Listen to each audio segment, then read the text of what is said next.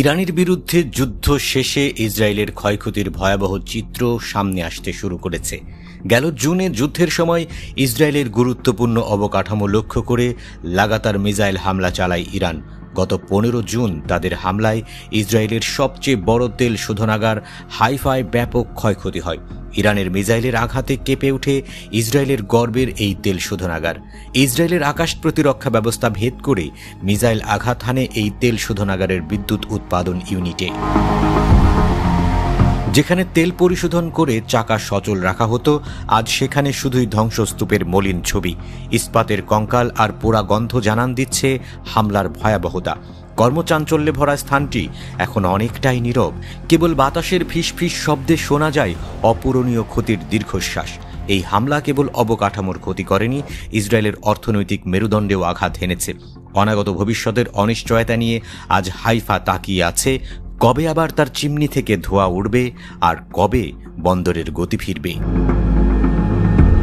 ইরানের মেহের নিউজ বলছে, তাদের ক্ষেপণাস্ত্র হামলায় ইসরায়েলের বাজান গ্রুপের হাইফা তেল শোধনাগার এবং এর সহযোগী সংস্থাগুলোর প্রায় 150 মিলিয়ন থেকে 200 মিলিয়ন ডলারের ক্ষতি হয়েছে।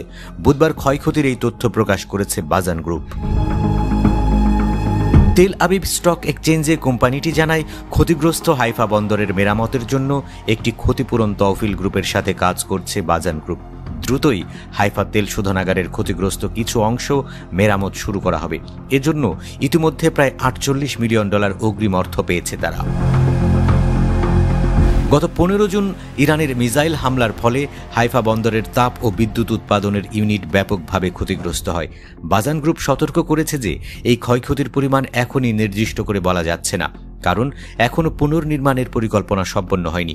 এদিকে ইরানের হামলার পর তেল পরিশোধনের সংশ্লিষ্ট ইউনিট পুরোপুরি বন্ধ রাখা হয়েছে।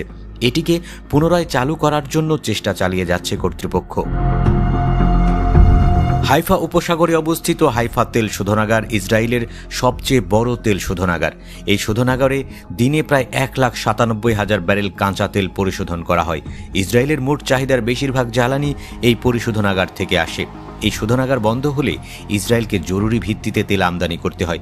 ইসরায়েলি সামরিক বাহিনী এবং বিদ্যুৎ উৎপাদনে প্রভাব পড়ে। ইরানের সাম্প্রতিক হামলায় হাইফা পরিশোধনাগার বন্ধ হওয়ায় ইসরায়েল জুড়ে জ্বালানি সংকট তৈরি হয়েছে। হাইফা পরিশোধনাগার শুধুমাত্র অভ্যন্তরীণ চাহিদা পূরণ করে না, এটি পেট্রোকেমিক্যাল, জ্বালানি এবং শিল্পে ব্যবহৃত বিভিন্ন উপাদান উৎপাদন করে, যা রফতানি করা হয় ইউরোপীয় বাজারে এবং আঞ্চলিক অর্থনৈতিক প্রবাহে গুরুত্বপূর্ণ ভূমিকা রাখে। এই পরিশোধনাগার ঠিকমতো কাজ না করলে ইসরায়েলের অর্থনীতি ও বিদেশি বিনিয়োগ মারাত্মকভাবে ব্যাহত হয়।